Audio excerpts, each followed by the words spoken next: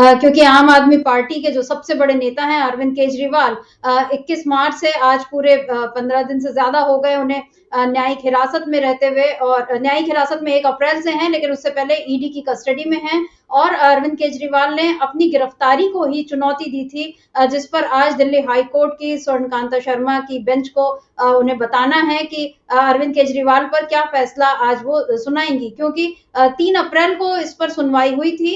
अरविंद केजरीवाल की ओर से अभिषेक मनु सिंह भी और एएसजी राजू जो थे वो उन्होंने सरकार का पक्ष रखा था, ईडी का पक्ष रखा था। और ईडी की ये दलीलें थी कि ये मनी ट्रेल अभी उनको पता लगाना है, हवाला के जरिए सारा लेन देन हुआ, शराब घोटाले का ये पूरा मामला है, जिसे आम आदमी पार्टी के नेता बार बार ये कह रहे हैं कि ये सारा कुछ एक साजिश रची गई है। हम अपने दर्शकों को याद दिलाना चाहते हैं कि इस समय आम आदमी पार्टी के कई बड़े नेता जेल में हैं इसी शराब घोटाले के सिलसिले में। शुरुआत हुई थी सत्येंद्र जैन, फिर मनीष सिसोदिया, उसके बाद संजय सिंह और उसके बाद अरविंद केजरीवाल। उन्हें 21 मार्च को गिरफ्तार कर लिया था, ईडी ने अपनी कस्टडी में लिया था।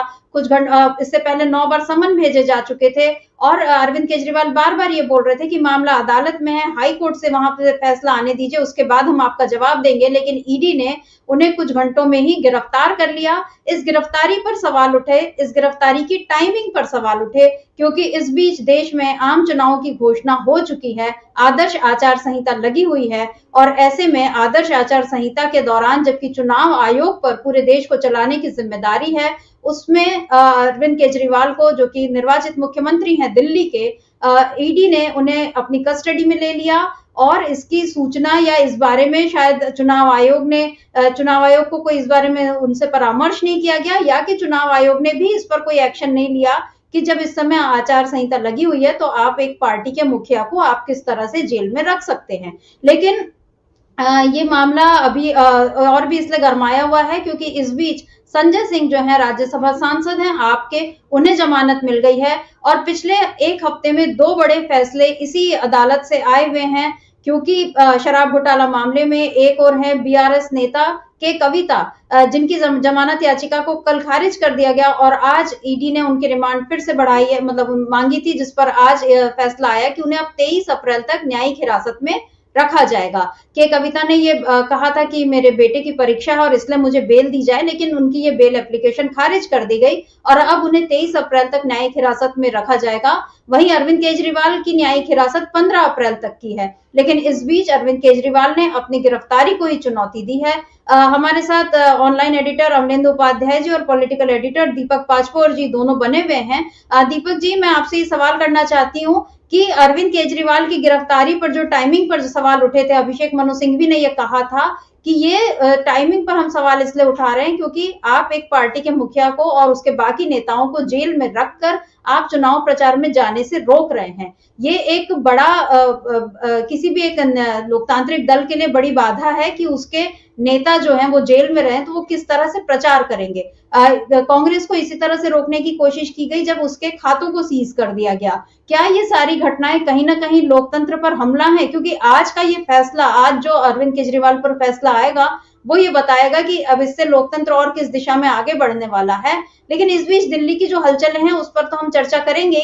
अभी आपसे थोड़ा सा एक छोटा संक्षेप में आपसे कमेंट चाहती हूँ कि लोकतंत्र पर ये जो हमला हो रहा है और ऑपरेशन लोटस की भी बात हो रही है कि अरविंद केजरीवाल को गिरफ्तार करके या उनके बाकी नेताओं को तोड़कर बीजेपी कहीं ना कहीं ये दबाव बनाने की कोशिश कर रही है कि आम आदमी पार्टी को तोड़ा जाए। आपका इस बारे में क्या कहना है दीपक जी? जी, निश्चित रूप से टाइमिंग जो है इसमें बहुत ही इंपॉर्टेंट फैक्टर है, जिसको बहुत शुरुआत से ही अभिषेक मनु सिंघवी ने कोर्ट के ध्यान में लाया है। देखिए, लोकतंत्र को बचाने की जो जिम्मेदारी है और जो उसका उत्तरदायित्व है वो तो चुनाव आयोग के अधीन है। इस समय जो पूरा का पूरा देश है उसमें लोकतंत्र का कस्टोडियन अगर कोई है, जब तक अगला प्रधानमंत्री निर्वाचित होकर पदभार नहीं संभाल लेता तब तक तो ये केंद्रीय निर्वाचन आयोग का काम था। ये बड़े दुर्भाग्य की बात है कि लोकतंत्र को बचाने का तगाजा और उसकी जो अपील है वो एक कोर्ट में करनी पड़ रही है। इससे अधिक दुर्भाग्यजनक बात क्या हो सकती है इस देश के लिए? ये बात सही है कि वहां ज्यादा से ज्यादा समय तक अरविंद केजरीवाल को मूवमेंट न करने दिया जाए, ये एक उद्देश्य हो सकता है।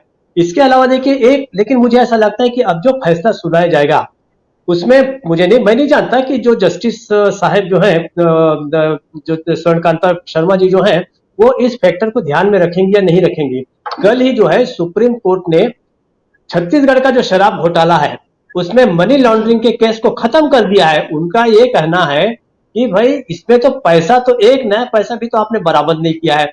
और इसी बात को जो है ये आपके जो नेता है वो भी कह रहे हैं, अरविंद केजरीवाल ने जो कोर्ट में जो कहा उसमें भी यही कहा है। और इतना ही नहीं बल्कि आतिशी ने प्रेस कॉन्फ्रेंस करके, गोपाल राय ने प्रेस कॉन्फ्रेंस करके बता दिया कि अगर मनी ट्रेल है, कहीं आपको डिटेक्ट करना है, इसको पाना है, तो आप भारतीय जनता पार्टी के खातों को देखिए, जेपी नड्डा पे केस चलाइए। तो ये असली मामला जो है, एक तो आपको किसी प्रकार का कोई पैसा वसूल नहीं हुआ है, किसी के पास से बरामद नहीं हुआ है, और आप भ्रष्टाचार की बात कर रहे हैं तो भ्रष्टाचार का बेसिक सब ये लगभग वैसे ही है कि बिना लाश मिले ही आप किसी पर हत्या का आरोप लगा दें या हत्या का केस बना दें। दूसरी बात, एक और सुप्रीम कोर्ट ने टिप्पणी की है, एक दूसरे केस में मामला था जो बम विस्फोट को लेकर था, उस आदमी को कई सालों तक जेल में रखा गया। तो सुप्रीम कोर्ट की टिप्पणी है कि किसी को जेल में रखना लंबे समय तक एक तरह से उसे मौत की सजा देना है। तो ये जो आप 2-2 साल, 2.5 साल, 3-3 साल, 6-6 महीने तक अगर आप मनी ट्रेल नहीं पता कर पा रहे हैं तो आपकी काबिलियत पर भी शक होता है। और अगर आप काबिल हैं, अब माना तो यही जाएगा कि ईडी जैसे संस्थान में अगर आप अधिकारी काम कर रहे हैं और आपको जांच किसकी दी गई है, मुख्यमंत्री की दी गई है, तो आप काबिल तो होंगे ही। इसके बाद भी अगर आप 2-2 साल तक कोई भी एक पैसा भी बरामद नहीं कर पा रहे हैं तो आपकी काबिलियत को स्वीकार करते हुए आपकी नीयत पर तो शक हो ही जाता है कि आप किसी के लिए ये जो खेला है पूरा का पूरा वो कर रहे हैं। अब मैं नहीं जानता कि सुप्रीम कोर्ट की कल की टिप्पणी को, जो आज का जो जजमेंट होने जा रहा है, हालांकि सुप्रीम कोर्ट के दिए सारे जो निर्णय होते हैं वो नजीर बन चुके रहते हैं और उसके तत्काल बाद से हर किसी कोर्ट को इस बात को संज्ञान में लेना चाहिए। तो हम उम्मीद तो यही करते हैं कि आज जो कुछ केजरीवाल के साथ फैसला जो भी होता है उनके साथ, इस तथ्य को ख्याल में रखा जाए। लेकिन दूसरी बात, इस बीच एक बहुत महत्वपूर्ण डेवलप हुआ है। वो डेवलपमेंट ये है कि संजय सिंह को जो छूट मिल गई, जो वो जेल से बाहर आ गए, वो आप समझिए कि इस पार्टी, भारतीय जनता पार्टी के लिए आत्मघाती साबित हो रहा है। नंबर 1, अब आप पार्टी जो है इंडिया गठबंधन से दूर होने की कभी सोच ही नहीं सकती। नंबर 2, संजय सिंह जो है प्रचार कर रहे हैं इस वक्त, जिस हिसाब से पूरे बिना डरे हुए प्रेस कॉन्फ्रेंसेस कर रहे हैं, लोगों को बता रहे हैं, साथ साथ उनकी पूरी की पूरी जो काडर है और उनका जो नेतृत्व है वो एकजुट खड़ा है अरविंद केजरीवाल के लिए। अब जो गलती, टाइमिंग की बात अब खत्म हो गई। असली बात यह है कि आपने अरविंद केजरीवाल को गिरफ्तार करके वो गलती कर दी। अब तो आपके लिए, मतलब भारतीय जनता पार्टी के लिए ये बेहतर होगा कि जितने जल्दी अरविंद केजरीवाल छूट जाएं। लेकिन अब अरविंद केजरीवाल चाहे छूटे चाहे न छूटे, इसका इम्पैक्ट जो है मतदाताओं पर जा चुका है। लेकिन फिर भी कोर्ट के इस निर्णय का उत्सुकता से सबको मतलब इंतजार रहेगा। अब देखते हैं 2:30 बजे क्या होता है, लेकिन हम उम्मीद यही करते हैं कि इन सारी चीजों को तथ्य में रखकर ही निश्चित रूप से जो जज साहिबा हैं वो कोई ना कोई फैसला देंगी। सर्वमित्रा जी। बिल्कुल दीपक जी, अभी केवल 15 मिनट बचे हैं जबकि दिल्ली हाई कोर्ट की जस्टिस स्वर्णकांता शर्मा की बेंच जो है अपना फैसला सुनाएगी कि अरविंद केजरीवाल की गिरफ्तारी वो खारिज होती है। अरविंद केजरीवाल जेल से बाहर आते हैं, उनकी गिरफ्तारी को, अरविंद केजरीवाल ने अपनी गिरफ्तारी को ही चुनौती दी है कि मुझे जो जिस आधार पर गिरफ्तार किया गया वही गलत है, ईडी ने जिस तरह से मेरी रिमांड ली वही गलत है। अरविंद केजरीवाल सीधे सीधे इस केस पर ही सवाल उठा रहे हैं और पिछले दिनों कोर्ट में उन्होंने खुद अपने लिए दलीलें भी पेश की थी। और ये जब से अरविंद केजरीवाल को हिरासत में लिया गया है तब से दिल्ली की सियासत में एक ऐसी उथल पुथल आई है जिसमें बीजेपी के पैर टिक नहीं पा रहे हैं, क्योंकि आम आदमी पार्टी के नेताओं और कार्यकर्ताओं ने ये बता दिया है कि आप भले हमारे नेता को जेल में रख लीजिए लेकिन हम अभी बाहर हैं और हम सब आम आदमी पार्टी के कार्यकर्ता तो बाकायदा टोपी और टी शर्ट में ये कि मैं भी केजरीवाल, एक तरह से वो जवाब दे रहे हैं कि आप एक केजरीवाल को अंदर रखेंगे तो 1000 केजरीवाल जो है वो सड़क पर आ जाएंगे। और आज आम आदमी पार्टी के कार्यकर्ता डोर टू डोर कैंपेन उन लोगों ने शुरू कर दिया है क्योंकि केजरीवाल गिरफ्तार हैं, जेल के पीछे हैं, तो हम जो है उनकी जगह आपसे वोट मांगने आए हैं। कल आम आदमी पार्टी के लोगों ने कैंपेन भी शुरू कर दिया है जेल का जवाब वोट से, यानी कि वो ये कह रहे हैं कि हमारे नेता जेल में हैं लेकिन हम आपके सामने वोट मांगने आए तो आप हमें दीजिए। ये सारी चीजें कहीं ना कहीं बीजेपी के खिलाफ जा रही हैं क्योंकि बीजेपी के पैर इस समय दिल्ली से पूरी तरह से उखड़ते हुए दिखाई दे रहे हैं। और इस बीच बार बार वीके सक्सेना जो है, एलजी हैं, उन्होंने ये पहले भी ये कहा था एक टीवी चैनल पर कि हम जेल से सरकार नहीं चलने देंगे। इस बीच अरविंद केजरीवाल को सीएम पद से हटाने के लिए 2 याचिकाएं दिल्ली हाई कोर्ट से खारिज हो चुकी हैं। तीसरी याचिका पर कल याचिकाकर्ता को फटकार मिल गई कि भाई आप ये पब्लिसिटी के लिए कर रहे हैं। जब 2 याचिकाएं खारिज हो गई और इस बेंच में ये वो याचिका वहां इसकी सुनवाई नहीं होगी, जस्टिस मनमोहन की बेंच में सुनवाई होगी, तो इसको कल यानी बुधवार के दिन के लिए उसको वहां सूचीबद्ध किया गया है। तो ये एक मामले चल ही रहे हैं। उसके अलावा अरविंद केजरीवाल की एक और याचिका पर भी सुनवाई होनी है, जिसमें उन्होंने ये मांग की है कि मुझे मेरे वकीलों से 5 दिन मिलने की इजाजत दी जाए। अभी केवल 2 दिन शायद उनको इजाजत है उनके वकीलों से मिलने की। तो ये लगातार एक के बाद एक कई चीजें एक साथ अदालत में चल रही हैं और इन सब पर हमारी निगाहें बनी हुई हैं। इस बीच आज वीके सक्सेना की जो मैं बात कर रही थी, तो उन्होंने अब गृह मंत्री अमित शाह को या गृह मंत्रालय को एक पत्र लिखा है और उसमें उन्होंने कहा है कि आप मंत्री सौरभ भारद्वाज, गोपाल राय, कैलाश गहलोत और आतिशी, ये 4 मंत्री जो हैं वो स्वास्थ्य के बुनियादी ढांचे और ग्रीष्मकालीन कार्य योजना से संबंधित मुद्दों पर उनके द्वारा बुलाई गई बैठकों में शामिल होने से इनकार कर रहे हैं। इन मंत्रियों का कहना है कि आचार संहिता लगी है और हम आपकी बैठक में शामिल नहीं होंगे।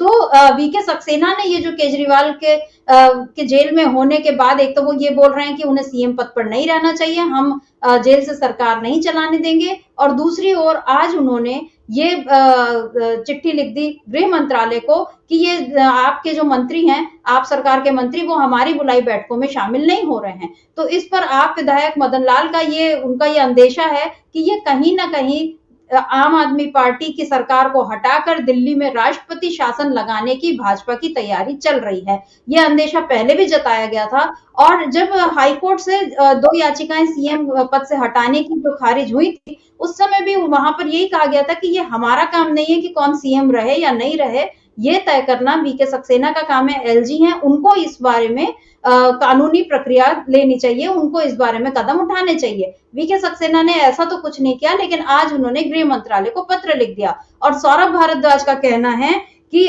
उन्होंने एलजी ने जो बैठकें बुलाई हैं वो पानी, स्वास्थ्य और पर्यावरण को लेकर बुलाई हैं। ये चुनी हुई सरकार का विषय है। सौरभ भारद्वाज ने बड़ा आरोप लगाया है कि वीके सक्सेना को संविधान को समझना चाहिए। उपराज्यपाल संविधान को नहीं समझ रहे हैं और चुनी हुई सरकार के जो विषय हैं उस पर वो बैठक बुला रहे हैं जिसमें हम शामिल नहीं हो सकते। अमलेंदु जी, ये सारी चीजें क्या, जैसा कि विधायक मदन लाल जी का आरोप है कि राष्ट्रपति शासन की ओर दिल्ली को ले जाने की तैयारी है, आप इस बारे में क्या कहेंगे? क्योंकि अब चुनाव होने में कुछ ही वक्त रह गया है, दिल्ली में भी चुनाव अब नजदीक आ रहे हैं। ऐसे में जबकि बीजेपी कमजोर हो रही है, क्या ये फिर से किसी न किसी तरह ऑपरेशन लोटस कामयाब नहीं हो रहा, तो क्या अब राष्ट्रपति शासन के जरिए दिल्ली की कमान अपने हाथ में लेने की तैयारी कर रही है बीजेपी? समृता जी, बिल्कुल ऐसा समझा जा सकता है कि भारतीय जनता पार्टी इस रास्ते पे चल रही हो और एलजी के जरिए इस तरीके की चीज़ें कराई जा रही हो। चूँकि एलजी मतलब भारतीय जनता पार्टी है, वो साफ समझा जा सकता है कि जो एलजी जिस तरीके की बयानबाजी कर रहे हैं, वो बयानबाजी साफ तौर पर बताती है कि वो भारतीय जनता पार्टी के कार्यकर्ता के तौर पर एक तरीके से बयानबाजी कर रहे हैं, चूँकि वो संविधान के अंतर्गत उनकी बयानबाजियाँ नहीं हैं। भाई, एक तो एलजी को किसी मीडिया संस्थान पर जाके, मीडिया आउटलेट पर जाकर के ये कहने की क्या आवश्यकता पड़ गई कि हम जेल से सरकार नहीं चलने देंगे। फिर जो जिस तरीके से दायर की गई 3-3 याचिकाएं अरविंद केजरीवाल को जो है काम करने से रोका जाए, उनको हटाया जाए मुख्यमंत्री पद से, और उस पर जो जिस तरीके से हाईकोर्ट के आदेश आए उससे मतलब अदालतों के जरिए दिल्ली पे कब्जा करने की जो थी एक तरह से कहा जाए भाजपा की रणनीति, वो ध्वस्त हो गई। तो अब ये है कि एलजी जो है वो इस तरीके का एक आधार तैयार कर रहे हैं कि चूंकि अब इस आधार पे तो हटाया नहीं जा सकता अरविंद केजरीवाल को कि साहब आप जेल के अंदर हैं, चूंकि इस पर हाई कोर्ट की रूलिंग्स आ चुकी है, 2 बार जो है वो याचिका रद्द हो चुकी कि आप जेल में रह करके सरकार नहीं चला सकते। तो ये आधार नहीं बन पाएगा। तो ये समझ में आ गया बीजेपी को कि ये आधार नहीं बन सकता है। तो अब ये आधार बनाने की कोशिश की जा रही है कि उनके मंत्री जो हैं वो बैठकों का बहिष्कार कर रहे हैं, एलजी जो बैठ के बुला रहे हैं। संविधान में पता नहीं इस तरह की कोई है कि नहीं कि साहब मंत्रियों को आवश्यक हो कि एलजी है कोई बैठक बुलाएं तो उसमें एलजी जाएँ। हालांकि एक तरीके से जो सुप्रीम कोर्ट का पिछला एक आदेश था उसमें ये था कि एलजी जो है वो सर्वे सर्वा हैं सरकार के, लेकिन मंत्री एलजी की बैठक में जाएंगे इस तरीके का कोई अभी तक जो है रूलिंग नहीं है। मंत्री रिपोर्ट करते हैं मुख्यमंत्री को और मुख्यमंत्री ही बुला सकता है मंत्रिमंडल की बैठक। मंत्रिमंडल की बैठक में अगर मंत्री नहीं पहुंचते तो ये मुख्यमंत्री का अधिकार है कि वो मंत्रियों से पूछे कि आप मंत्रिमंडल की बैठक में क्यों नहीं आ रहे हैं। गवर्नर मंत्रिमंडल की बैठक नहीं बुला सकते हैं, एलजी नहीं बुला सकते हैं, क्योंकि वो सरकार की सलाह पे काम करते हैं। तो सरकार उनको सलाह देगी, उस पर उनको काम करना है, भले ही वो सरकार चलाने के लिए सर्वे सर्वा हो दिल्ली के, लेकिन काम उनको सरकार की सलाह पे करना है। तो ये बड़ी एक संवैधानिक तौर पे कहा जाए कि संवैधानिक तौर पे चीज़ें पैदा की जा रही हैं कि ये संवैधानिक संकट पैदा हो और इसके बहाने फिर राष्ट्रपति शासन लगाने की कोशिश की जाए और उसके जरिए फिर भारतीय जनता पार्टी सरकार चलाए। अब 2024 का लोकसभा चुनाव सर्वता जी शुरू हो चुका है और 4 जून को परिणाम आ भी जाएंगे। 4 जून को अगर सरकार नहीं रहती है भारतीय जनता पार्टी की केंद्र में तो एलजी साहब फिर क्या करेंगे? अगर मान लीजिए राष्ट्रपति शासन लगा देते हैं कि सरकार को बर्खास्त कर देते हैं, बर्खास्त करते हैं या निलंबित करते हैं, जो भी दोनों में से लेते हैं, ऐसे में एलजी फिर तब क्या करेंगे? क्या एलजी के सामने परिस्थितियां होंगी? तो ये कुल मिलाकर के मुझे लगता है कि बीजेपी शायद समझ चुकी है कि उसका दिल्ली से बोरिया बिस्तर जो है वो बंधने वाला है और देश के हालात जो है जिस तरीके से सब सूचनाएं आ रही हैं, जिस तरीके से इंडिया गठबंधन मजबूती के साथ तमाम राज्यों में चुनौती पेश कर रहा है, उससे शायद बीजेपी की अंदरूनी हलकों में ये चर्चा शुरू हो गई है कि बीजेपी जो है अब वो सत्ता में वापस नहीं आ रही है और मोदी जी को तीसरा टर्म मिलने नहीं जा रहा है। तो अब जिस तरीके से भी डिस्टर्ब किया जा सके, देखिए इसमें तो कोई शक नहीं है कि बीजेपी आखिरी दम तक लड़ती है, तो बीजेपी आखिरी दम तक लड़ती हुई दिखाई देगी आपको। सरकार बने ना बने उनके पास सूचनाएं होंगी, 180 भी पार नहीं कर रहे हैं। इन सूचनाओं के बावजूद आप बीजेपी को चुनाव प्रचार में या अपनी नैरेटिव बनाने में कहीं से आप कमज़ोर नहीं पाएंगे। वो आखिरी दम तक 400 पार की बातें करते रहेंगे। 4 जून को जब परिणाम आना शुरू हो जाएंगे और ये अगर सूचना आनी भी शुरू हो जाती है कि 180 भी पार नहीं हो रही है, तब भी आप देखेंगे कि बीजेपी के नेता जो है वो 400 पार का नारा देते रहेंगे जब तक कि पूरी तरीके से चुनाव घोषित नहीं हो जाए, मतलब परिणाम घोषित नहीं हो जाए, तब तक वो ये नारा देते ही रहेंगे 400 पार का। तो ये उनकी एक रणनीति और ये अच्छी रणनीति है, इसमें कोई बुराई बात नहीं है, सबको कहना चाहिए। इंडिया गठबंधन ने कहा कि हम 450 पार जा रहे हैं, जिसको जो दावा करना है वो करे। बीजेपी 600 पार का भी दावा कर सकती है, दावा करने में तो माहिर है सब तरीके से, और हमने देखा है किस तरह ये दावे। लेकिन जो असली बात है सविता जी वो यही है कि बीजेपी इस बात को अच्छी तरीके से समझ चुकी है कि सत्ता में वापसी अब नहीं हो रही है, तो जिस तरीके से भी जहाँ जिसको डिस्टर्ब करना है तो आखिरी दांव जो है वो बीजेपी की तरफ से चले जा रहे हैं कि किस तरीके से कहाँ डिस्टर्ब करके अपने कार्यकर्ताओं का मनोबल न गिरने दिया जाए और विपक्ष के कार्यकर्ताओं का मनोबल गिराया जाए। लेकिन हो उल्टा रहा है, विपक्ष के कार्यकर्ताओं का मनोबल ऊपर उठ रहा है और विपक्ष के कार्यकर्ता भी अभी समझ रहे हैं कि बीजेपी जो है वो अपने आखिरी दाव चल रही है, क्योंकि उसको लग रहा है कि वो सत्ता में वापस नहीं हो रही है। समिता जी बिल्कुल, बीजेपी की हालत इस वक्त ऐसी हो गई है कि उसे कुछ समझ ही नहीं आ रहा है, बौखलाई हुई सी बीजेपी नजर आ रही है। दीपक जी, इस बीच हमने ये देखा कि सुप्रीम कोर्ट के जो फैसले आ रहे हैं, बीजेपी की इस बौखलाहट को बढ़ाने का बहुत सारा काम जो है सुप्रीम कोर्ट के फैसलों से भी हुआ है। इलेक्टोरल बॉन्ड से उसकी शायद शुरुआत हो गई थी, जब बीजेपी को ये पूरी उम्मीद थी कि किसी न किसी तरह इलेक्टोरल बॉन्ड पर फैसला जो है उसके पक्ष में आएगा। लेकिन जब सुप्रीम कोर्ट ने इसको असंवैधानिक करार दिया, उसके बाद एसबीआई ने किस तरह से 30 जून तक का समय मांगने की अपनी एक रणनीति बनाई थी, वो भी कहा जा रहा है कि इसके पीछे भी बीजेपी का ही हाथ होगा।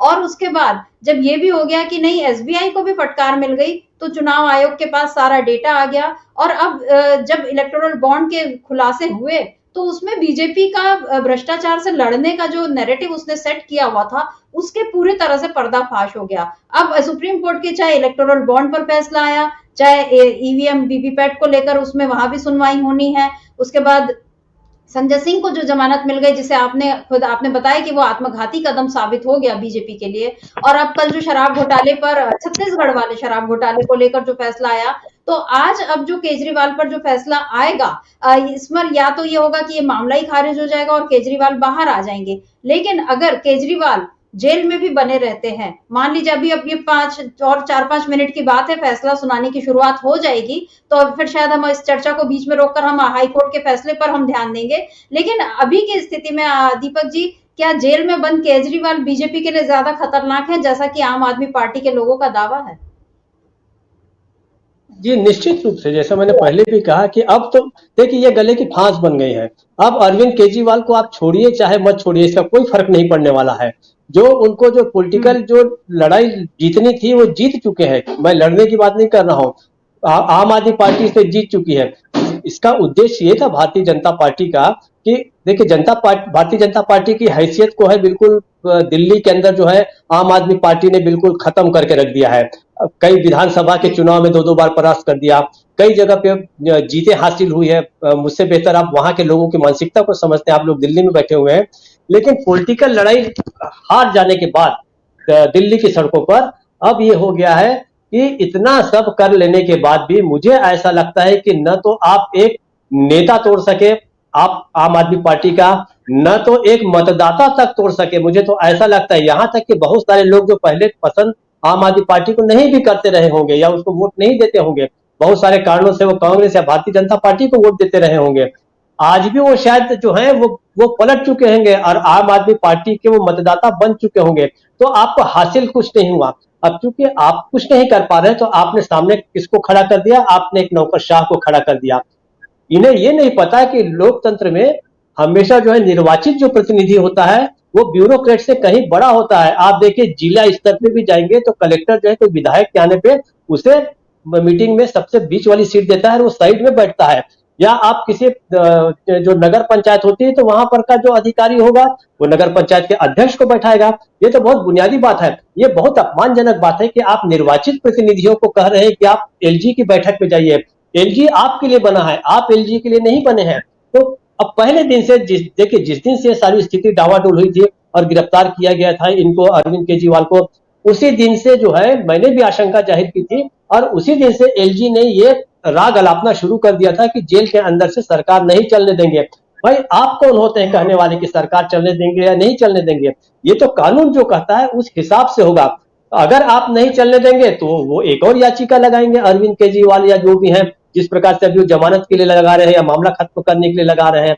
तो कुल जमा इस समय अरविंद केजरीवाल जो है उसको गिरफ्तार करने का हासिल भारतीय जनता पार्टी को कुछ भी नहीं हुआ है। लेकिन जो कहते हैं कि न्यूसेंस वैल्यू, लोकतंत्र में न्यूसेंस वैल्यू के तौर पे भारतीय जनता पार्टी अपना योगदान दे रही है।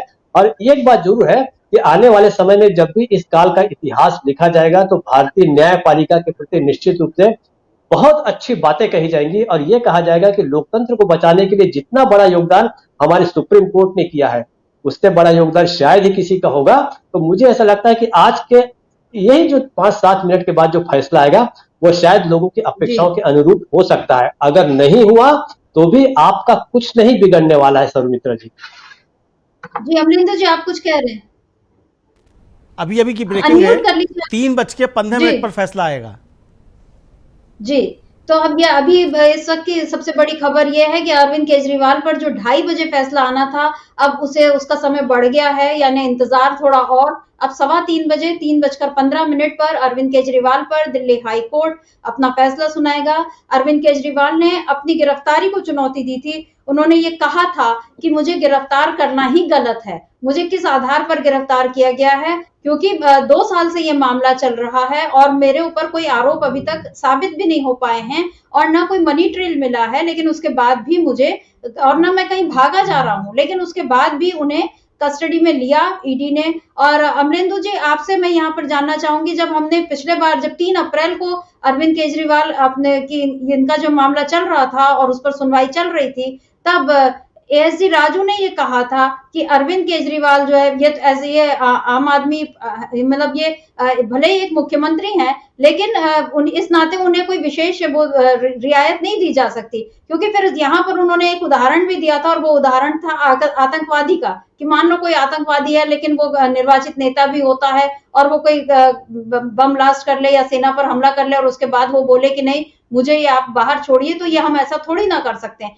ये इस तरह की दलीलें दी थी जिस पर अभिषेक मनु सिंघवी ने भी आपत्ति जतलाई थी। ये इस तरह की दलीलें पेश करना अमरेंदु जी, क्या ये सब अदालत तो बिल्कुल माननीय अदालत इन सब बातों को जरूर सुनेगी और इसके आधार पर ही अपने फैसले लेगी, लेकिन इस तरह की दलीलें देना क्या कहीं ना कहीं ये बता रहा है कि बीजेपी उसके हाथों से सारा मामला निकल चुका है और अब बौखलाहट में इस तरह की बातें जो हैं वो सामने आ रही हैं? अमरेंदु जी देखिए, निश्चित तौर पे ईडी की जो दलीलें थी उन दलीलों के आधार पर समझा जा सकता है कि ईडी की दलीलें जांच एजेंसी की दलीलें नहीं थी।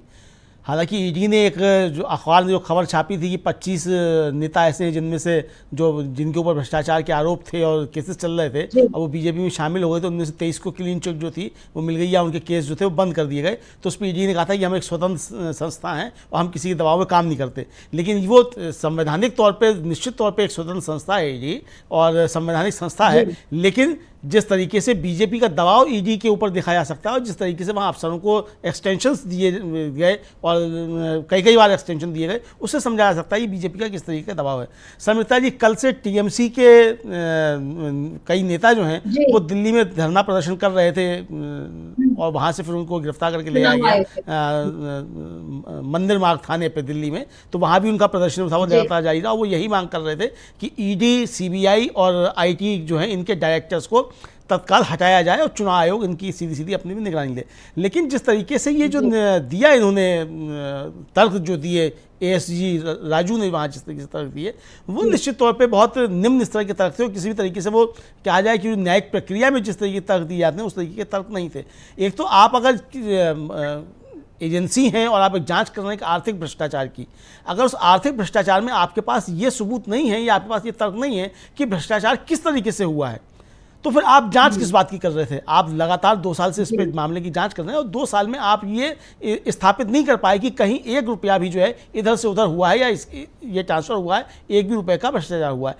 आप तर्क दे रहे हैं कि साहब चूंकि पैसा इसलिए नहीं मिल रहा है कि वो पैसा खर्च हो गया, चुनाव में खर्च हो गया, गोवा के चुनाव में। यानी कि ईडी ने सीधे सीधे चुनाव आयोग की एक तरीके से कहा जाए कि जो उसकी कार्य क्षमता है उसके ऊपर प्रश्न चिन्ह लगा दिया। अगर चुनाव में पैसा खर्च हुआ है तो चुनाव में जो पैसा खर्च होता है वो पैसा तो चुनाव आयोग की निगरानी में होता है। तो चुनाव आयोग की निगरानी में अगर वो पैसा खर्च हो गया तो इसका मतलब आप चुनाव आयोग को भी घसीटना चाहते हैं, तो मुकदमा आप चुनाव आयोग को भी चलेगा। मुझे लगता है कि इसकी तरफ जो था वो जो अरविंद केजरीवाल के वकील थे उनको ये ध्यान देना चाहिए था कि ये सज्जन जो है ईडी के वकील साहब हैं ये क्या रहे हैं कि चुनाव में खर्च हो गया पैसा तो चुनाव आयोग की निगरानी में ही तो चुनाव होते हैं और सारे राजनीतिक दल जो हैं और प्रत्याशी वो अपना जाके खर्च सबमिट करते हैं चुनाव के पास, और उसमें अगर कुछ हेरफेर होती है, इधर उधर की चीज़ें होती हैं तो चुनाव आयोग फिर उन पर कार्रवाई करता है। तो इसका मतलब आप चुनाव आयोग को भी अब इसमें चुनाव में घसीटना चाहते हैं कि चुनाव आयोग भी अब इसमें आरोपी बनेगा, ये समझा जा सकता है। लेकिन जो दलीलें थी वो निश्चित तौर पर समझी जा सकती हैं। वो दलीलें जो थी वो सारी जिस तरीके से बीजेपी बातें कर रही है उसी तरीके की दलीलें थी। ये आरोप भी लग रहे हैं कि जो आरोप पहले बीजेपी लगाती है वही जाकर के ईडी अदालतों के अंदर बयान दे देती है। तो ये समझा जा सकता है कि ईडी के ऊपर निश्चित तौर पर दबाव जिस तरीके से हैं वो बीजेपी के दबाव रहे होंगे और प्रधानमंत्री जिस तरीके की भाषा का इस्तेमाल कर रहे हैं या भाजपा जिस तरीके की भाषा का इस्तेमाल कर रही है वो सारी भाषा जो है वो ईडी उसी भाषा में बोलती नजर आती है। हमको ये लगता है, तो एक आम धारणा जो है वो ये बनती जा रही है कि ईडी जो है वो बीजेपी के दबाव में काम कर रही है और विपक्ष तो लगातार ये आरोप लगा ही रहा है कि ईडी जो है वो भारतीय जनता पार्टी के अनुशंसित संगठन की तरीके से काम कर रही है। अब वो कर रही है नहीं कर रही है हालांकि तो सफाई आ चुकी है वो काम नहीं कर रहे हैं, स्वतंत्र संस्थाएं स्वतंत्र तरीके से काम कर रहे हैं। लेकिन अगर वो स्वतंत्र तरीके से काम कर रहे हैं तो 25 में से 23 लोगों को क्लीन चिट क्यों मिल जाती है या उनके मुकदमे बंद क्यों हो जाते हैं? ईडी को ये जवाब देना चाहिए। फिर जिस तरीके से मुकदमे अब जैसे छत्तीसगढ़ घोटाले की बात की जा रही थी, अभी दीपक जी ने उस पर प्रकाश डाला, कल ही ये फैसला आया है सुप्रीम कोर्ट की तरफ से और यही कहा गया कि चूंकि एक भी पैसे का लेन देन नहीं हुआ, आपने कोई मनी ट्रेल नहीं पकड़ा, इसलिए कोई पीएमएलए एक्ट के तहत कोई अपराध नहीं हुआ, इसलिए ये जो है मुकदमा खारिज किया जाता है। ये बहुत बड़ा झटका शर्मिष्ठा जी है और ठीक इसी तरीके का छत्तीसगढ़ जैसा मसला है। ये मसला भी दिल्ली का शराब घोटाला ये भी उसी तरीके का मसला है। यहाँ भी लगातार अभी तक ईडी ये नहीं कह पाई है कि उसको 1 रुपये की भी कहीं से वसूली हुई, वो 1 रुपया भी उसने जो किस तरीके से मनी ट्रेल हुआ ये अभी तक नहीं पकड़ पाई है। पहले आपने जिसको किंग पिन बताया था वो आपका अप्रूवर बन गया, अब आप दूसरे व्यक्ति को किंग पिन बता रहे हैं, यानी कि आपकी जांच में कहीं ना कहीं लोचा है, कहीं ना कहीं खोट है। अगर आपने जिस व्यक्ति को पहले किंग पिन बताया था कि वो इस मामले का किंग पिन है वो अगर अप्रूवर बन जाता है तो इसका मतलब आप किसी भी मामले में जो किंग पिन होगा आप उसके साथ समझौता कर लेंगे। तो ये भी ईडी की कार्यशैली पर एक तरीके से सवाल उठाता है कि कोई अगर भ्रष्टाचार हुआ है उसमें कोई व्यक्ति किंग पिन था और आपने उसके साथ अगर समझौता कर लिया और उसको आपने अप्रूवर बना लिया तो इसका मतलब उस केस की पूरी दिशा ही बदल गई। आप और भी केसेस में कर सकते हैं। तो ये सिर्फ ईडी के ऊपर नहीं, जो और एजेंसियां हैं उनके ऊपर भी हो सकता है। मान लीजिए आप जिस तरीके के तर्क ईडी के वकील साहब दे रहे थे उसी तरीके के तर्क मतलब कुतर्क दिए जाएं और ये कहा जाए कि साहब अगर ये 302 का मसला होता और मुख्य अभियुक्त उसमें जो जिसको बताया जाता एजेंसी बताती अगर वो अप्रूवर बन जाता तो आप फिर जो मान लेते उसको। तो ये उसी तरीके जी। का कुतर्क है जिस तरीके का कुतर्क ईडी के वकील साहब जो थे वो अदालत के अंदर कर रहे थे। अब ये चूंकि अदालत का मसला है तो उस पर ज़्यादा टिप्पणियां नहीं की जा सकती, अदालत अपने तरीके से देखेगी कि क्या टिप्पणियां किसने की, क्या टिप्पणियां नहीं की। और मुझे लगता है कि कल का जो सुप्रीम कोर्ट का आदेश आया है छत्तीसगढ़ लेकर घोटाले को लेकर के, उसके आदेश के मद्देनजर भी अब लगता है कि चूंकि देरी जो हो रही है शायद फैसला सुनाए जाने में, उसमें हो सकता है कि वो कल का सुप्रीम कोर्ट का फैसला जो है वो भी एक नज़ीर की तरीके से पेश हो। हालांकि सुनवाई पहले हो चुकी है और वो फैसला कल आया है और उस फैसले की कोई दलील जो है या कोई नज़ीर जो है वो इस केस में पेश नहीं की गई है, लेकिन चूंकि फैसला आज सुनाया जाएगा और कल वो आ चुका है फैसला, तो हो सकता है अदालत जो है वो स्वयं संज्ञान सुप्रीम कोर्ट के उस फैसले का लेकर के कोई फैसला सुनाए। मित्रा जी जी बिल्कुल। दो मामले एक जैसे, एक छत्तीसगढ़ का, एक दिल्ली का। छत्तीसगढ़ का मामला उतना हाई प्रोफाइल नहीं बन पाया क्योंकि वहां पर इस तरह से गिरफ्तारियां नहीं हुई, लेकिन फिर भी कल सुप्रीम कोर्ट ने ये जो फैसला सुनाया जिसमें छत्तीसगढ़ के जो जिन नेताओं पर और या जिस तरह के उसमें मामले चले उस पर सुप्रीम कोर्ट ने साफ साफ कह दिया कि जब पैसे का लेन देन ही नहीं हुआ तो इस तरह का कोई मामला बनता नहीं है। और ये एक बड़ा झटका ईडी को लगा और हो सकता है केजरीवाल के मामले में भी आगे कहीं ना कहीं जाकर ईडी को ऐसा कोई झटका मिले। हालांकि अब ये अदालत के फैसले पर ही पता चलेगा। 3 बजे अदालत का एक फैसला तो आज केजरीवाल की गिरफ्तारी पर आएगा, लेकिन शराब घोटाले पर अभी पूरे खुलासे और पूरा फैसला अभी बाकी है। मामला अदालत में है, कई तरह के मामले चल रहे हैं। इस समय मनीष सिसोदिया को जमानत मिलने का इंतजार है, आम आदमी पार्टी के लोगों को सत्येंद्र जैन को जमानत मिलने का इंतजार है। उधर बीआरएस नेता के कविता जिनकी न्यायिक हिरासत अब 23 अप्रैल तक बढ़ गई है, उन्हें भी इंतजार है कि उन्हें इसमें जमानत मिलती है कि नहीं। लेकिन सबसे दिलचस्प तथ्य यह है कि करोड़ों की हेराफेरी का बड़ा आरोप, लेकिन अभी तक एक भी पैसे की रिकवरी का न होना, ये ईडी के सामने एक सबसे बड़ा सवाल है कि आपने कभी तक कोई भी पैसा आप तो बता नहीं पाए कि मनी ट्रेल कहाँ है। और ईडी का इस पर ये कहना है कि ये सारा पैसा लेन देन जो है वो हवाला के जरिए हुआ, कैश में हुआ, इसीलिए हमको इसकी पड़ताल करने में अभी वक्त लग रहा है। ईडी जांच एजेंसी है दीपक जी, तो उसे अपना पूरा काम निष्पक्ष तरीके से करना चाहिए, ये स्वाभाविक सी उम्मीद है। एक बड़ी संवैधानिक संस्था है और उस पर यह आरोप है कि वो केवल विपक्ष के नेताओं को निशाना बना रही है। लेकिन अब एक आरोप और जुड़ सकता है ईडी पर, वो ये कि जब बीजेपी पर ये मामला हो गया है कि शराब घोटाले का मामला जिसके तार इलेक्टोरल बॉन्ड से भी जुड़े हैं, जिसमें शरद रेड्डी जो ईडी के मतलब सरकारी गवाह बन गए, जिसे ईडी ने पहले किंग पिन बताया यानी सरगना बताया शराब माफिया का, शराब घोटाले का उसे सरगना बताया, उसी शरद रेड्डी ने 50-60 करोड़ के इलेक्टोरल बॉन्ड बीजेपी को दिए और उसके बाद वो सरकारी गवाह बन गया और उसके बयान के आधार पर अरविंद केजरीवाल को गिरफ्तार कर लिया गया। कल संजय सिंह ने एक बड़ा खुलासा ये भी किया, 33 कंपनियों का जिक्र किया जिनके ऊपर जिन्हें नुकसान हुआ करीब 1 लाख करोड़ का, लेकिन उन्होंने 450 करोड़ के इलेक्टोरल बॉन्ड खरीदे। कई कंपनियां ऐसी हैं जिन्होंने अपने मुनाफे से कई गुना ज्यादा के इलेक्टोरल बॉन्ड खरीदे। कई कंपनियां ऐसी हैं जिन्होंने इनकम टैक्स नहीं दिया लेकिन उन्होंने फिर भी इलेक्टोरल बॉन्ड खरीदे कई हजार करोड़, और ये सारा पैसा गया बीजेपी के खाते में। तो क्या आईटी को और ईडी को अब बीजेपी पर कार्रवाई नहीं करनी चाहिए, क्योंकि ये चुनाव का ही वक्त है और चुनाव में ही सबसे ज्यादा इस तरह के अवैध धन का इस्तेमाल होता है। क्योंकि हम देखते हैं कि कहीं नोटों से भरा बैग पकड़ाता है, कहीं नोटों से भरी डिक्की, कार की डिक्की में नोट भरे रहते हैं, कहीं किसी नेता के घर से नोट मिलते हैं, कहीं आधी रात को लोगों को नोट बांटे जाते हैं। ये सारा जो है कहीं ना कहीं लोकतंत्र को खरीदने का एक खेल चल रहा है शायद देश में। तो क्या इसमें अभी वक्त नहीं आ गया है दीपक जी की न केवल चुनाव आयोग बल्कि ईडी और आईटी ये सारी संस्थाएं भी ईमानदारी से अपना काम करें, क्योंकि लोकतंत्र को बचाने की जिम्मेदारी इन सब पर भी है। जी निश्चित रूप से देखिए, जो केंद्रीय जांच एजेंसियां जी जितनी जो जांच एजेंसियां थी, निर्वाचन आयोग है, इस तरीके की जितनी संस्थाएं, आखिर इनको क्यों स्वायत्तता प्रदान की गई थी? जिस समय हमारा संविधान बन रहा था उस समय सारे लोग जानते थे, हमारे संविधान निर्माता जानते थे कि ऐसे लोग आ सकते हैं, ऐसी सरकारें आ सकती हैं जो तानाशाह हो सकती, निरंकुश हो सकती हैं। तो इसलिए उन्होंने इन सबको पर्याप्त ताकत दी हुई है। आप याद कीजिए, शेषन का काल था, टीएन शेषन जब मुख्य निर्वाचन आयुक्त थे, वो तो कभी भी नहीं देखते थे कि ये सत्ता पक्ष का उम्मीदवार है या प्रत्याशी है, 10 बजे माइक आपका बंद होना चाहिए, मतलब बंद होना चाहिए।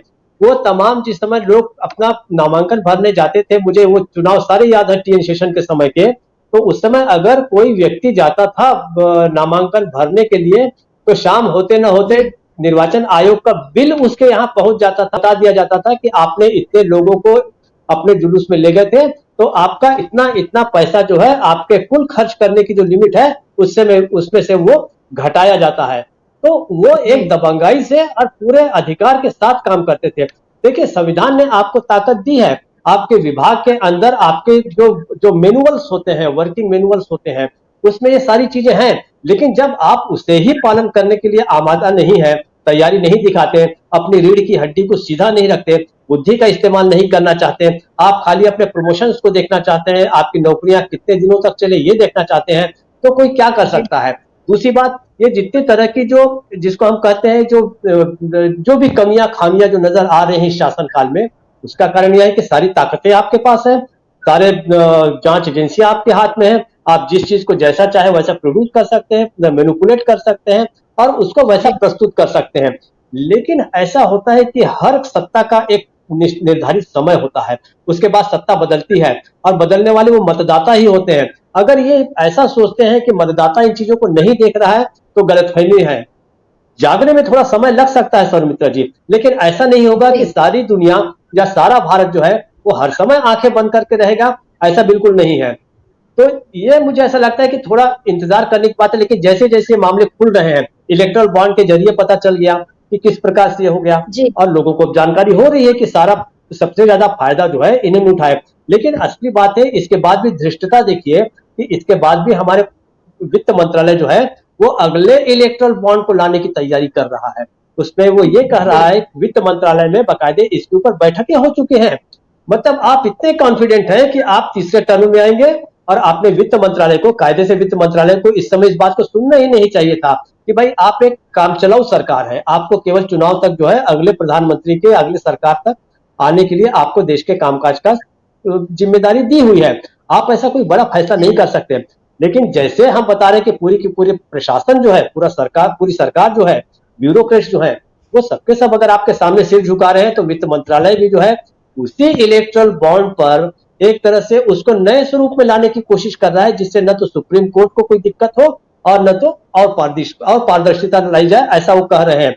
कायदे से तो प्रधानमंत्री को और सरकार को इस बात पे शर्मिंदा होना चाहिए था कि जिस आपके एक इलेक्ट्रल बॉन्ड को सुप्रीम कोर्ट अवैधानिक कहता है, गैर संवैधानिक कहता है, इलीगल कहता है, अनैतिक कहता है, उसके लिए तो आपको देश के सामने माफी मांगनी चाहिए थी। ऊपर से आप ये कह रहे हैं कि हम इसका दूसरा वर्जन लाएंगे जो ज्यादा अच्छा होगा, तो मैं इसे तो धृष्टता ही कहूंगा, न केवल धृष्टता, बल्कि जिसे हम कहते हैं कि आपने मान के चल रहे हैं कि हम फिर से जीतेंगे।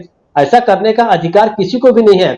आप अपने कार्यकाल की बात कीजिए, चुनाव जीत लीजिए, फिर आप उसका दूसरा वर्जन लाइए, तीसरा वर्जन लाइए, जितने वर्जन लाइए वो एक अलग बात है। दूसरी बात, एक ही बात मैं अंतिम बात करके खत्म करूंगा कि इसमें जैसे अधिकारियों का ये कहना है कि पैसा इसलिए रिकवर नहीं हुआ कि ये पैसा हवाला में इस्तेमाल किया गया, हवाला के जरिए। तो जब आपको इसका कोई सूत्र ही नहीं मिल रहा है, कोई इस घोटाले के बीज ही नहीं मिल रहे हैं, तो आप कैसे कह सकते हैं कि इसका इस्तेमाल हवाला के जरिए हुआ। फिर तो आप मतलब इतने कमजोर हैं कि हवाला के जरिए इतनी करोड़ों का पैसा एक राज्य से दूसरे राज्य चला गया और आपको पता ही नहीं चला। जबकि जिन राज्यों में चुनाव होते हैं उन राज्यों में सीबीआई, ईडी, ये सारी जांच एजेंसियां, यहां तक कि पुलिस, वो भी अतिरिक्त सावधानियां बरतती हैं। आप देखिए, जिस राज्य में चुनाव होते हैं सारी सीमाएं सील रहती हैं, आने जाने वाले गाड़ियों की जांच होती है, शहरों में घुसने वाले गाड़ियों की जांच होती है। और आप कह रहे हैं कि हवाला के जरिए पैसा ट्रांसफर हुआ जिन राज्यों, खासकर गोवा का नाम लिया जाता है कि इस पैसे का उपयोग गोवा में किया गया। तो दूसरा, कि आपको पता था कि गोवा में चुनाव है, तो आप वहां सतर्क क्यों नहीं थे? हवाले से पैसा आ रहा है, आपको पकड़ लेना चाहिए था। नंबर 2, आप गोवा के लोगों का भी अपमान कर रहे हैं। तो आप ये बता रहे हैं कि गोवा में जो जनादेश दिया गया था वो पैसे खर्च करके दिया गया है। तो मुझे लगता है ये गोवा का भी अपमान है। गोवा के लोगों को इस बात को ध्यान में रखना चाहिए कि आप पर ये तोहमत लगाई जा रही है कि आपका वोट जो है हवाला के पैसे से खरीदा गया है। बस मैं इतना ही कहना चाहता था सर।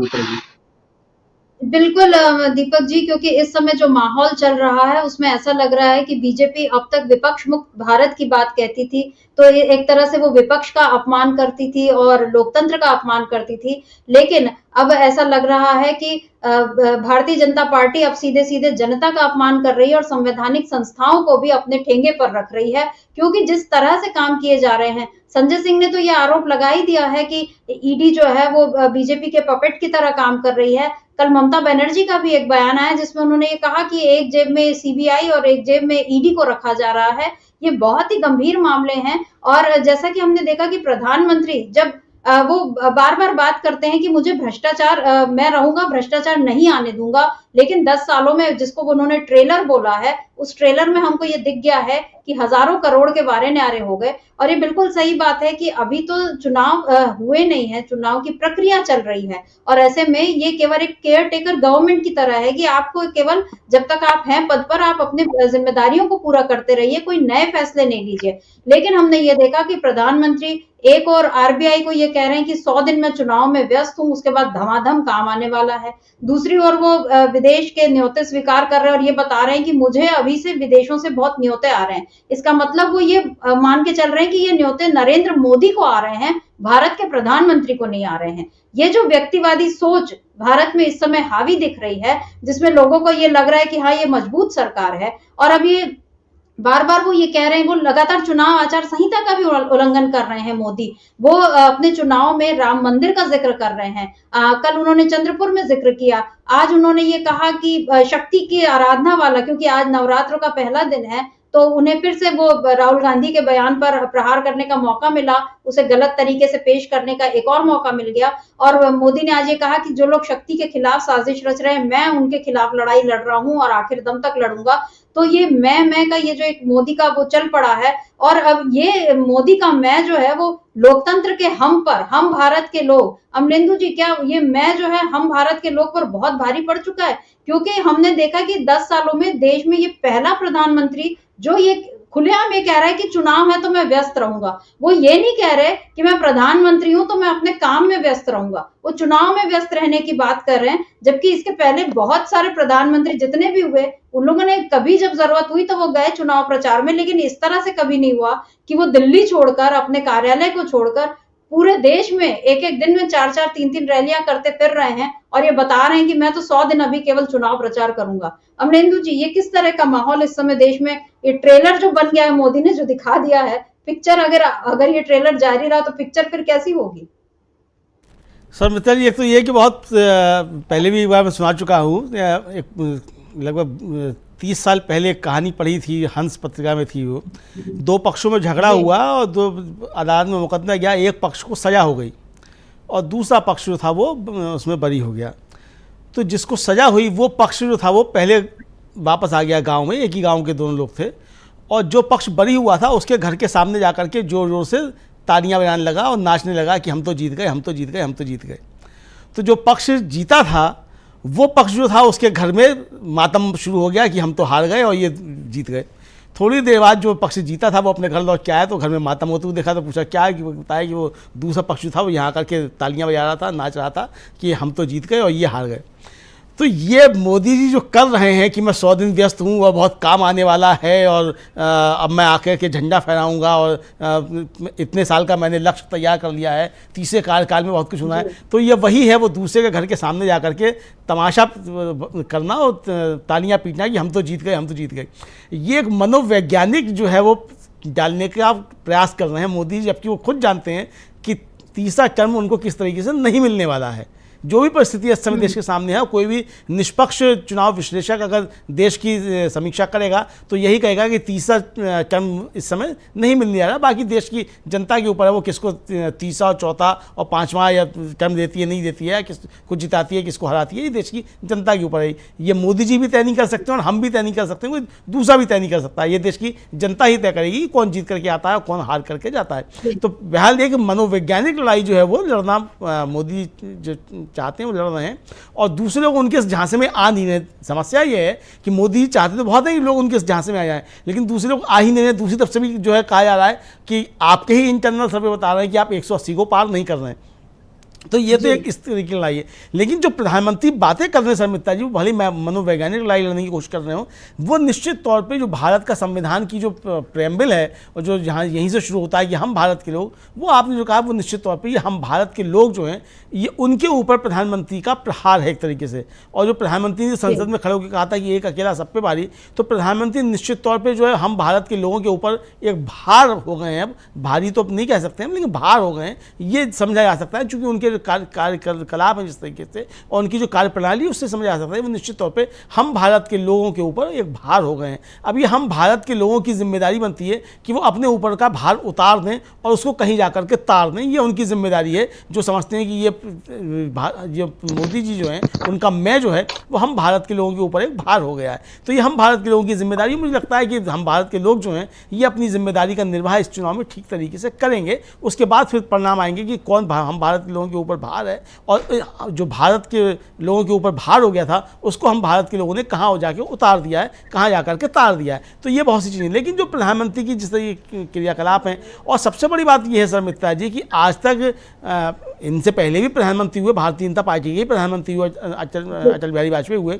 प्रधानमंत्री पद पर रहते हुए उन्होंने ही कहा था कि आप राजधर्म का पालन कीजिए। इन्हीं प्रधानमंत्री को कहा था जब ये गुजरात के मुख्यमंत्री थे। यानी कि प्रधानमंत्री के पद पर रहते हुए उस पद की गरिमा जो है उसका ख्याल एक तरीके से कहा जाए अटल बिहारी वाजपेयी ने भी रखा था। हालांकि विचारधारा उनकी भी ये वही थी जो इनकी विचारधारा है, विचारधारा में कोई अंतर नहीं था। मुझे लगता है कि इनसे ज़्यादा जो थे वो प्रशिक्षित स्वयंसेवक थे अटल बिहारी वाजपेयी, पढ़े लिखे भी थे, जितना भी पढ़े लिखे थे इनसे तो ज़्यादा ही पढ़े लिखे थे हमारे मौजूदा प्रधानमंत्री से।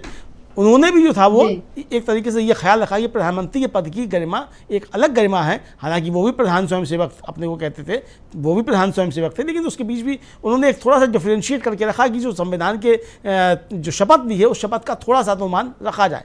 हालांकि उनकी बहुत सी पुरानी चीज़ें जिन पर लेकर के बहस हो सकती है किस तरीके से, लेकिन ये तो प्रधानमंत्री पद के ऊपर रहते हुए जिस तरीके से प्रधानमंत्री पद की गरिमा का अपमान करते हैं, और आज जिस तरीके से उद्धव ठाकरे ने अपनी प्रेस कॉन्फ्रेंस में प्रहार किया प्रधानमंत्री के ऊपर और कहा कि भ्रष्टाचारी जनता पार्टी के नेता के तौर पे जो हम उन पे हमला कर रहे हैं, भारत के प्रधानमंत्री के तौर पे नहीं। जाहिर सी बात है कि प्रधानमंत्री जो बातें कर रहे हैं वो भी भारत के प्रधानमंत्री के तौर पे नहीं कर रहे हैं। नरेंद्र मोदी जो बोल रहे हैं वो चाहे इंडिया गठबंधन को लेकर के बात कर रहे हो, चाहे शक्ति को लेकर के बात कर रहे हो, चाहे कांग्रेस के मैनिफेस्टो को लेकर के बात कर रहे हो, वो भारतीय जनता पार्टी के नेता के तौर पे बात कर रहे हैं। वो भारत के प्रधानमंत्री के तौर पे बात नहीं कर रहे हैं और कर भी नहीं सकते हैं। भारत के प्रधानमंत्री के तौर पे इस तरह की बातें कर भी नहीं सकते हैं। लेकिन जिस तरह आपने इशारा किया, एक तो प्रधानमंत्री कहते हैं वो 18-18 घंटे काम करते हैं, हालांकि वो 18-18 घंटे भारतीय जनता पार्टी का काम करते हैं, देश का कोई काम नहीं करते हैं। वो देश का काम किया होता तो देश आज इस तरीके रसातल में नहीं जा रहा होता।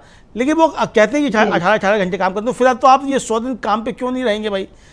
आप कहते हैं कि आपने कोई छुट्टी नहीं ली। मुझे नहीं लगता कि भारत का प्रधानमंत्री कभी छुट्टी में रहता हो। संवैधानिक तौर पे व्यवस्था है कि अगर 1 सेकंड के लिए भी भारत का प्रधानमंत्री छुट्टी पे होगा तो उसके लिए कोई दूसरा आदमी प्रधानमंत्री बनेगा। 70 सालों में किसी भी प्रधानमंत्री ने कोई छुट्टी नहीं ली है, और जब भी पद खाली हुआ है तो कार्यवाहक प्रधानमंत्री रहा। गुलजारीलाल नंदा 2 बार कार्यवाहक प्रधानमंत्री रहे, तो ये कार्यवाहक प्रधानमंत्री उसमें संभाल लेता है। लेकिन अगर प्रधानमंत्री कह रहे हैं कि वो 100 दिन तक छुट्टी में है, तो मुझे लगता है प्रधानमंत्री को फिर बाकायदा 100 दिन प्रधानमंत्री का काम किसी दूसरे को सौंप देना चाहिए। आप कार्यवाहक प्रधानमंत्री हैं, इस समय केयर टेकर प्राइम मिनिस्टर हैं, आपका कार्यकाल पूरा हो चुका है। चूंकि संवैधानिक व्यवस्था है तो आप कार्यवाहक प्रधानमंत्री, लेकिन अगर आप कह रहे हैं कि आप 100 दिन की छुट्टी पे हैं तो आपको ये 100 दिन की छुट्टी बाकायदा स्वीकृत करा लेनी चाहिए और 100 दिन के लिए किसी दूसरे को प्रधानमंत्री बना दिया जाए। दूसरा प्रधानमंत्री बनेगा वो भी आपकी पार्टी से ही होगा, तो आप बना दीजिए किसी को, गडकरी जी को बना दीजिए, राजनाथ सिंह जी को बना दीजिए, योगी जी को बना दीजिए, जिसको आप समझते हो अच्छा हो सकता है उसको आप बना दीजिए। लेकिन प्रधानमंत्री चूंकि बात बनाने के बहुत ज़्यादा माहिर हैं तो वो बातें बना रहे हैं। मोदी जी, प्रधानमंत्री नहीं कहना चाहिए, सॉरी, मैं अपने शब्द वापस लेता हूँ। मोदी जी चूंकि बातें बनाने के माहिर हैं, चूंकि इस समय वो मोदी जी की हैसियत से बात कर रहे हैं, प्रधानमंत्री की हैसियत से बात नहीं कर रहे हैं, तो इसलिए मैंने अपने वो शब्द वापस लिए। तो मोदी जी को फिर ये चाहिए कि वो छुट्टी ले लें। तो कुल मिलाकर के शर्मिष्ठा जी बात यह है कि प्रधानमंत्री नरेंद्र मोदी जो हैं जो बातें कर रहे हैं इस समय वो प्रधानमंत्री के तौर पर नहीं कर रहे हैं, एक भारतीय जनता पार्टी के नेता के तौर पर बातें कर रहे हैं, और इसको भारतीय जनता पार्टी के नेता की वक्तव्य के तौर पे ही देखा जाएगा, और देखा भी उसी तरीके से जा रहा है, और हमले भी जो हो रहे हैं वो इसी तरीके से किए जा रहे हैं। कुल मिलाकर के फिलहाल जो परिस्थितियां उसमें भारतीय जनता पार्टी संकट में घिरती हुई नजर आ रही है। बाकी अब अरविंद केजरीवाल के ऊपर थोड़ी देर में फैसला आने वाला है।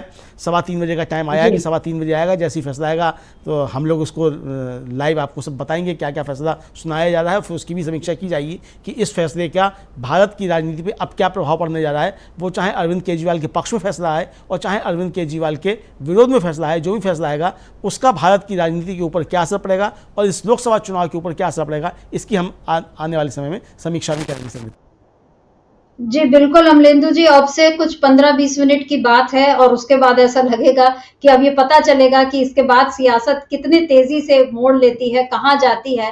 क्योंकि दीपक जी, अभी हम बात कर रहे हैं अरविंद केजरीवाल पर आज जो बड़ा फैसला सुनाने जा रहा है दिल्ली हाई कोर्ट, क्योंकि अरविंद केजरीवाल ने अपनी गिरफ्तारी को चुनौती दी थी। अरविंद केजरीवाल को गिरफ्तार किया गया था शराब घोटाला मामले में। दिल्ली का ये शराब घोटाला मामला पिछले 2 सालों से चल रहा है।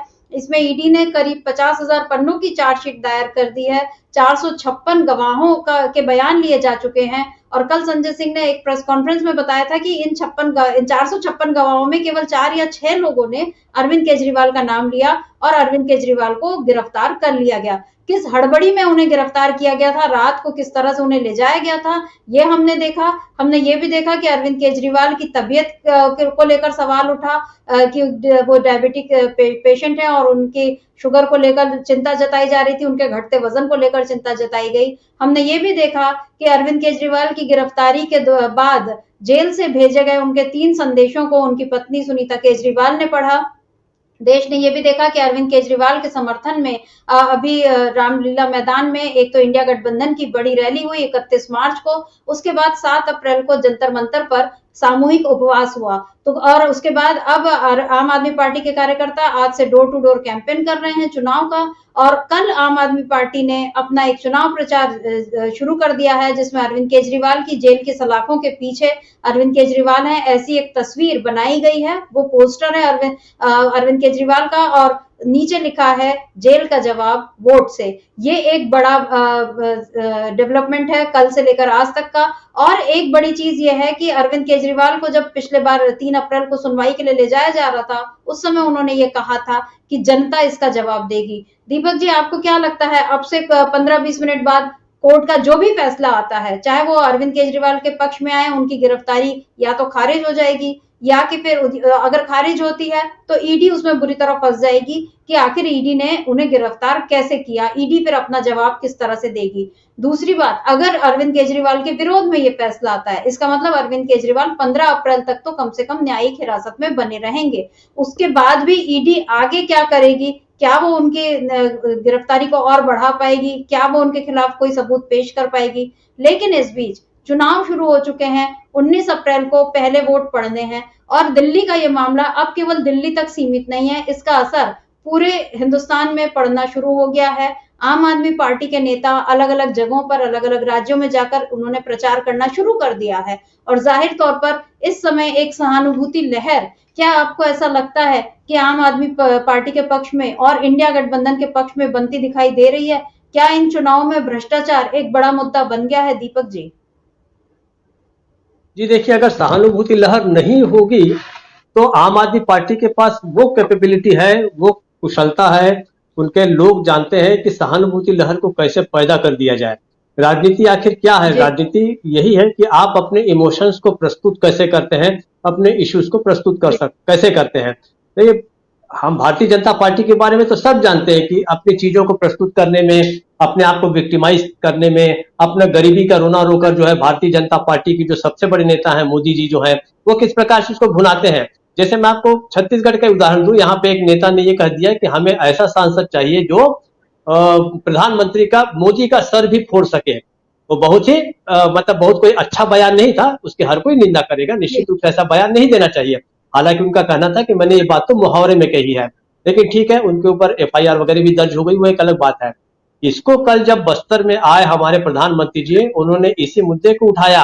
उन्होंने कहा मैं गरीब का बेटा हूं, इसलिए मेरे सिर पर लाठी मारने की बात की जा रही है, लेकिन मैं घबराऊंगा नहीं। राजनीति में इस मामले में सबसे कुशल हमारे मोदी जी हैं, लेकिन भारतीय जनता पार्टी को यह नहीं पता था कि लगभग इसी तरीके के जो इमोशंस को, जिसको हम कहते हैं कि प्रोपेगेंडा करने में, इमोशंस को के प्रस्तुतिकरण में आम आदमी की पार्टी के लोग भी उतने ही हुनरमंद हैं। तो उन्होंने जो देखिए इनका जो फोटो भेजा है अरविंद केजरीवाल का, पूरे देश में इस समय जो फोटो घूम रहा है वो सलाखों के पीछे वाला है। ये बहुत ही मतलब आपको भारतीय जनता पार्टी की चीजों का जवाब जब तक आप ऐसा नहीं देंगे तब तक आपके पास उनकी कोई काट नहीं रहेगी। हालांकि ये सब चीजों को मैं लोकतंत्र में बहुत अच्छा नहीं मानता, ये सब नहीं होना चाहिए, आपको इश्यूज पे बात करनी चाहिए, नीट एंड क्लीन तरीके से चुनाव होना चाहिए। लेकिन चूंकि आपने एक वैसी ट्रेडिशन चला दी, वैसी परंपरा ही आपने एक तरह से पेश कर दी है अपने चुनाव प्रचार में पिछले 10 सालों के दौरान, तो इसको भी आपके हाथ से कोई ना कोई तो इस मुद्दे को, इस तरीके को, इस हुनर को कोई दूसरी पार्टी भी उठाएगी। उसने इस बात को उठा लिया। और आप याद कीजिए कि ये जो पूरी की पूरी पार्टी है, ये एक आंदोलन से निकली हुई पार्टी है।